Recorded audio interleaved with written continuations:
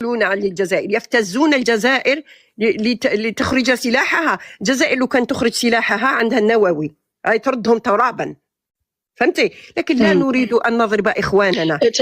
بلاتي هذه ما كنتش عارفة أن الجزائر عندها سلاح نووي. عندها سلاح نووي، الجزائر مسلحة بالسلاح النووي. أنا عارفة كتشري سلاح من روسيا، ولكن السلاح النووي ما كنتش عارفة. شوفي، منهم كي قالوا علينا مجانين، منهم خبراء العالم جزائريين، ليغام جزائري، روسيا عندها الجزائريين في الاخرين تاعها في ليزيزين، هنا جزائريين بارتو. انا في العلوم السياسيه المغمقه وكاين بزاف اكثر مني، اوكي.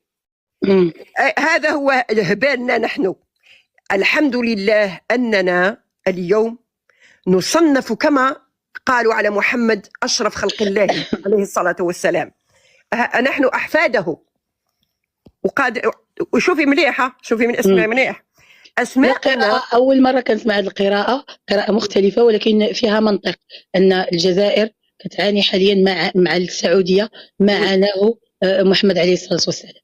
وي شوفي اسمعي مليح.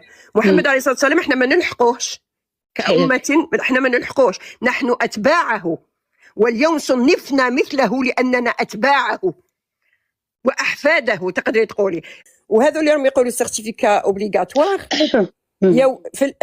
في المواقع السعوديه تتكلم الاخر، كان في الواقع نحن نخرج جيشنا سنهزمهم. امريكا لا تخلعونا ويخلعون البهلوان تاع ترامب، تاكلين على الثكنات نتاعنا واش راهي مدخره من 62 وهي تدخر، رانا نردهم غبار غير ينساو الجزائر. بالناس سورتو مثلا النووي، السلاح النووي. انا صراحه فاجاتيني بهذه المعلومه. وحقيقه انا جاتني عمره، صدقتها، جاتني عمره هديه في واحد الجائزه هنا في جامعه اوتاوا، وهديتها لاني لا اريد ان يحكموا نقودي السعوديه ما دام يشوفوا في فلسطين لا هكذاك تتعذب.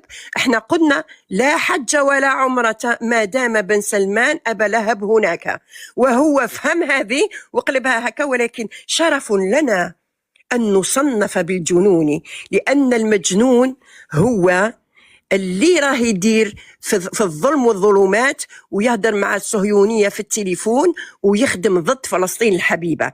نحن هذيك أولى القبلتين شرف لنا أن ندافع عنها ونتكلم عنها.